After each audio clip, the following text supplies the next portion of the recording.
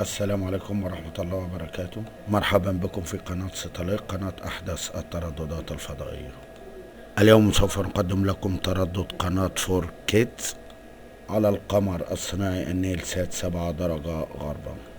القناة بتعمل بصيغة HD، يعني لابد من رسيفر HD لاستقبال القناة. القناة بتقدم أفلام كرتونية للأطفال من سن 3 سنوات إلى 12 عام، وبتقدم برامج تعليمية وتوجيهية. أيضا بتقدم أغاني أطفال وبرامج ترفيهية وبرامج تعليمية. القناة أيضا بتقدم مسابقات رياضية وبلياتشو وسيرك، وده اسم القناة على لوحة الرسيفر فور كيدز على القمر الصناعي النيل سات على التردد اللي هنوافي بيه حضراتكم الآن. القناة بتعمل على التردد 10921، معدل الترميز 27500، الاستقطاب عمودي، معامل تصحيح الخطأ 3/4. معرفات الصوت والصورة للقناة: معرفات الصورة 3431، معرفات الصوت 432،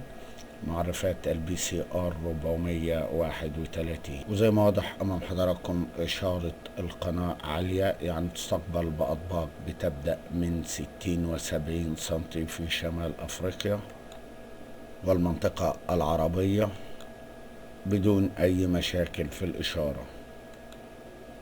وجودة صورة القناة MPG4، يعني صورة فول HD.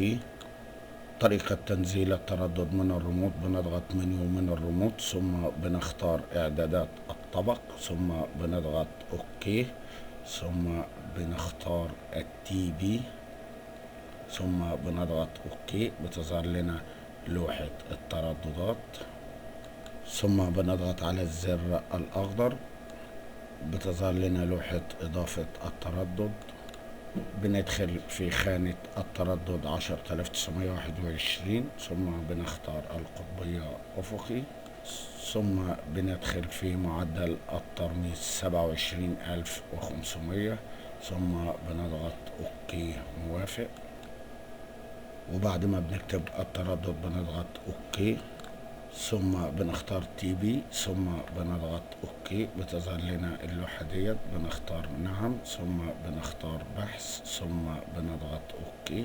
بيبتدي الرسيفر يبحث، وبكده الرسيفر نزل التردد اللي فيه قناة فور كيدز، ثم بنضغط اوكي، ثم بنطلع باكزايت، وبكده نزلت القناة فور كيدز زي ما واضح امام حضراتكم على لوحة الرسيفر. مشاهدة ممتعة، ولا تنسوا الاشتراك في قناة ستاليق وتفعيل زر الجرس. والسلام عليكم ورحمة الله وبركاته.